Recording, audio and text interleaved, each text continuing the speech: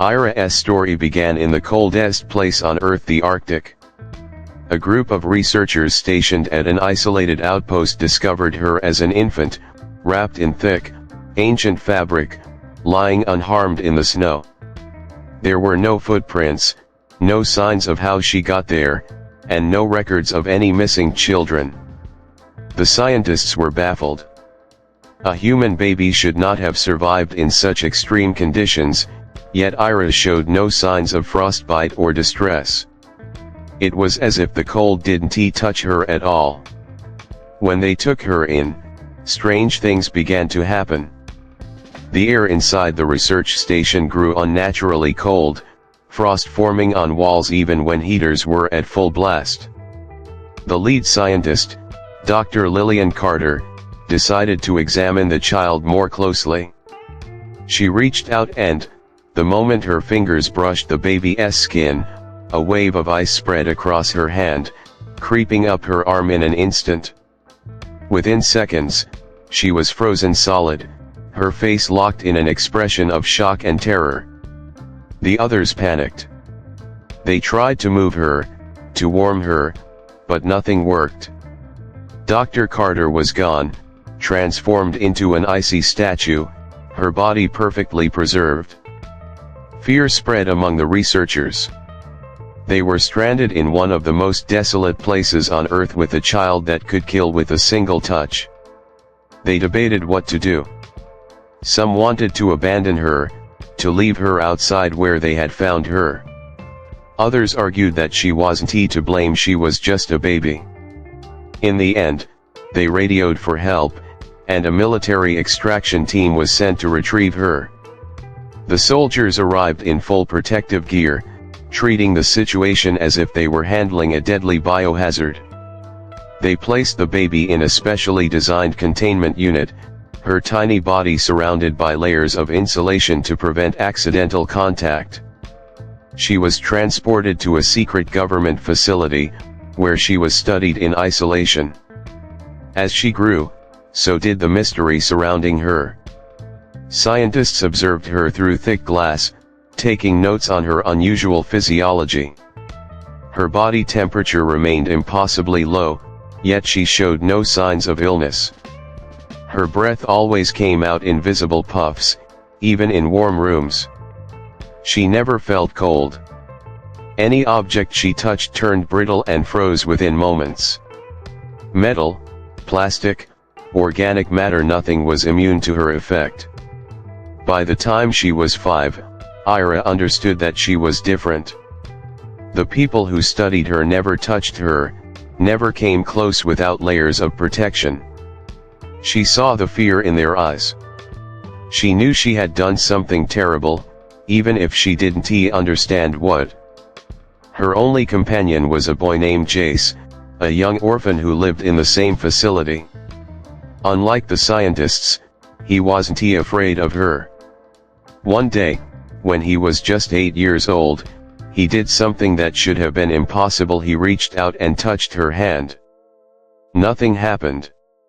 Ira had braced herself, expecting him to freeze like everyone else, but he didn't. His skin remained warm, his fingers curled around hers without fear.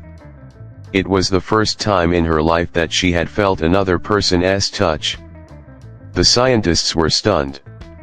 They ran every test imaginable on Jace, trying to figure out why he was different, but they found no answers. As they grew up, Jace and Ira became inseparable. He was the only person who treated her like she was normal, the only one who didn't see her as a monster. They spent hours talking through the thick glass of her containment room, playing games with makeshift boards and pieces that she could move with long metal tools to avoid direct contact. It wasn't perfect, but it was the closest thing to friendship she had ever known. Despite Jace's presence, Ira's life remained a lonely one. The facility was her world, a cold and sterile place where people in lab coats observed her every move. She learned quickly that she was an experiment, not a person. The scientists had one goal: to understand her power and, if possible, control it. They ran endless tests, exposing her to different materials, different temperatures, different stimuli, searching for the key to her abilities. When she was 10, they conducted an experiment that changed everything. They placed a small rabbit inside her containment room, watching closely to see what would happen. Ira, excited to see a living creature up close, reached out to touch it. The moment her fingers brushed its fur, the animal stiffened, frost spreading over its body in seconds. It stopped moving. She screamed. The realization that she could not only freeze objects but also living beings shattered something inside her. She had always known she was different, but this was proof that she was dangerous. The scientists confirmed what they had long suspected: her power extended to all forms of life. Plants, animals, even bacteria in the air around her would begin to freeze if she stayed in one place too long. After that day, she refused to leave her room. She didn't trust herself. If she could kill a rabbit just by touching it, what would happen if she ever touched Jace? She couldn't bear the thought. As she grew older, the government's interest in her power intensified. They saw potential in her abilities, potential for something more than just study. They wanted to weaponize her. She was trained in ways she didn't understand. They taught her control, discipline, strategy. They exposed her to different environments, testing how far her freeze effect could reach. The more they pushed her, the stronger her abilities became. She learned that her freezing touch wasn't just an accident, it was something she could extend at will. With enough focus, she could freeze an entire room just by stepping into it. She was 16 when she realized she was a prisoner. She had never left the facility, never breathed fresh air, never seen the outside world beyond the tiny, reinforced window of her room. She wasn't being studied for science, she was being trained for something else. Jace, now 17, had been watching closely. He had seen the way the scientists treated her, the way the guards whispered about classified missions and military applications. He knew what they were planning. And he knew they would never let her leave. One night, he made a decision. He was going to help her escape. It was dangerous. The facility was heavily guarded, and even if they made it outside, Ira's power made normal life impossible. But he couldn't stand by and watch her become a tool for something she didn't understand. He convinced her to trust him, to take the risk. And then, one winter night, under the cover of darkness, they ran. Ira and Jace ran through the facility's cold, sterile hallways, their breath coming in ragged gasps. Alarms blared behind them, red warning lights flashing against the white walls. The moment their escape was discovered, the entire building had gone into lockdown. Guards flooded the corridors, their boots pounding against the floor as they chased after them. Jace had planned everything carefully. He had memorized the guards' patrol patterns, stolen access cards, and studied the blueprints of the facility. He knew there was a back exit, an emergency evacuation tunnel that led outside. But there was one problem. The final door was locked by a biometric scanner, one that required a scientist's fingerprint to open. Ira didn't hesitate. She placed her hand against the scanner. The metal groaned, frost spreading across the panel in a matter of seconds. A loud crack echoed through the hallway as the lock shattered, breaking apart like fragile glass. The door swung open, and they ran. The cold air hit them like a wall as they stepped outside. Snow stretched endlessly in every direction, the facility hidden deep in a remote, frozen wasteland. The wind howled around them, biting at their exposed skin, but neither of them stopped. They sprinted toward the tree line, knowing the guards were right behind them. Then, something unexpected happened. As Ira's feet touched the snow, a ripple spread outward. The ground beneath them turned to solid ice, the frost racing out in all directions. The trees around them froze instantly, their branches snapping under the weight of the sudden frost. The guards chasing them barely had time to react before they, too, were caught in the wave. One by one, they froze mid-step, their bodies locked in place as if trapped in time. Jay stared in horror. He had seen Ira's power before, but never like this. This wasn't just her touch, this was something else. Ira fell to her knees, gasping for breath. She could feel it, something deep inside her, waking up. She had always known she was different, but she had never realized just how powerful she really was. They kept moving. There was no going back now. For days, they traveled south, sticking to the wilderness, avoiding roads, avoiding people. But something was wrong. Wherever Ira went, the frost followed.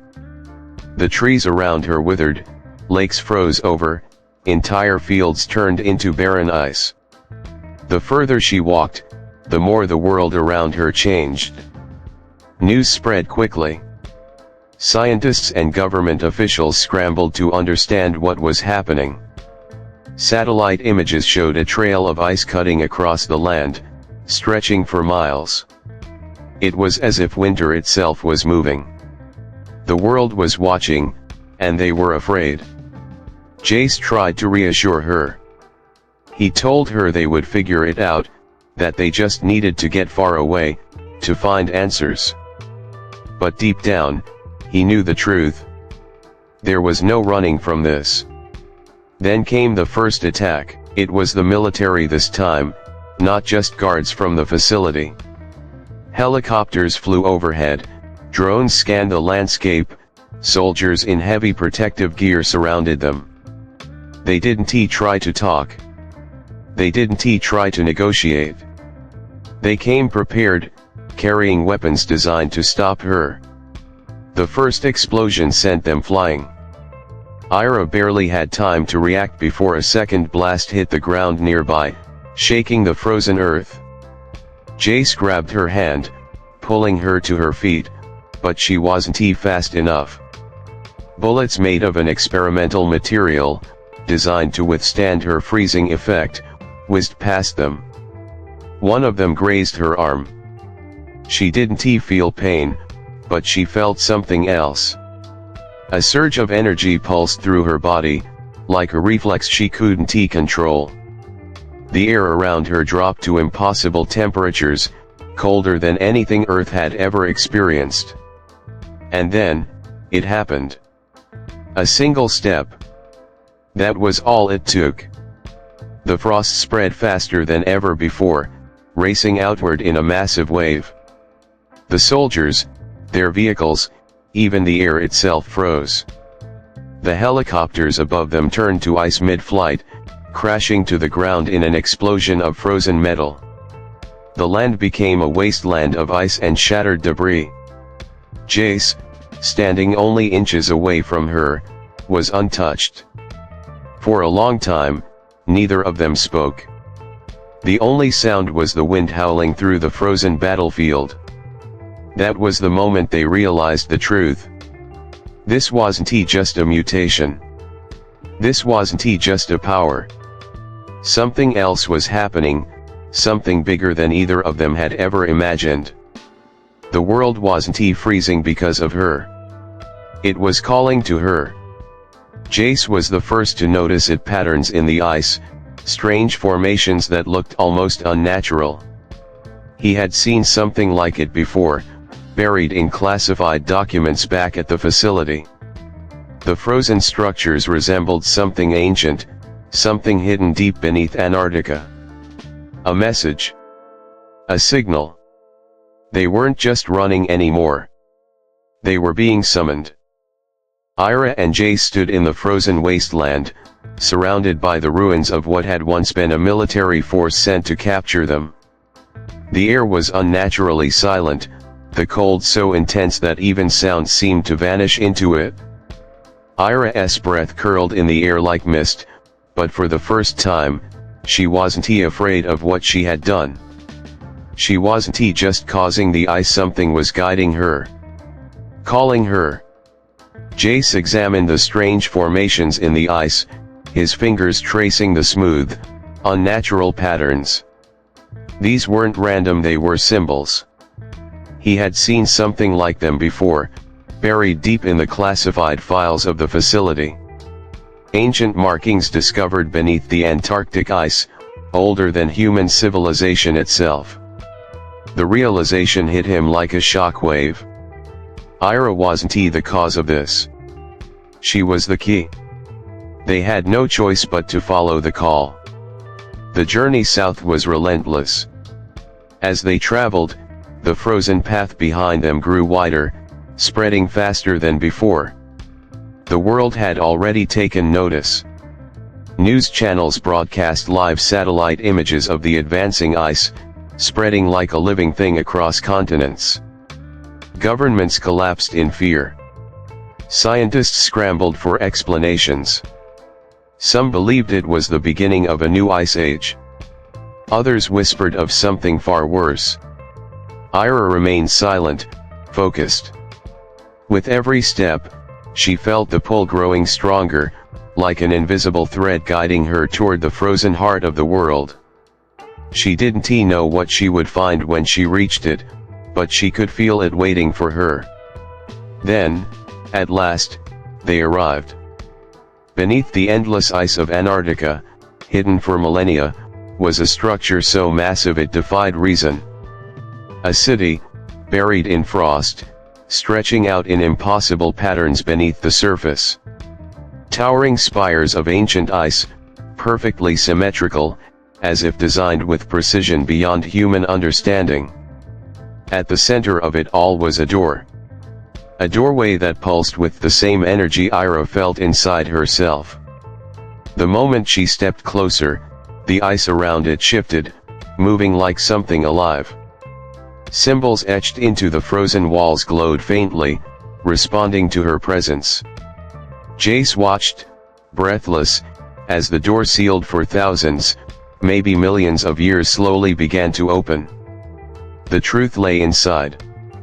The walls of the chamber were covered in markings, stories written in a language that had never been spoken by human tongues. As Ira and Jace stepped forward, images came to life, shifting and reshaping into something they could understand. It was a warning. Ira was never meant to be human. She was the last of something ancient, something far older than the world itself. The ice had been here before long ago, when the earth was young, when a great civilization had ruled, one not born of mankind. But they had fallen, leaving behind only a single fail-safe. A guardian. A reset. Ira. She wasn't meant to live among humans. She was meant to awaken when the world had reached its breaking point, when it was time to erase everything and begin anew. The ice was not a weapon, it was a rebirth. And Jace, he wasn't immune to her touch by accident. He was part of the fail-safe. A counterbalance. A choice. Ira's hands trembled. The weight of it all pressed down on her. She could feel the power coursing through her, waiting for her to decide. She could take one more step, release the ice completely, and reset the world as it was meant to be. No war. No destruction. No suffering. A clean slate. Or she could fight it. Jace reached for her hand, and this time, she didn't pull away. He didn't speak, he didn't have to. She knew what he was asking.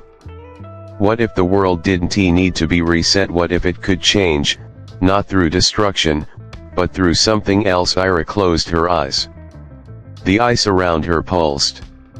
She had been created for one purpose. But now, for the first time, she had the power to choose. The screen fades to black. A single line appears. What do you think she chose?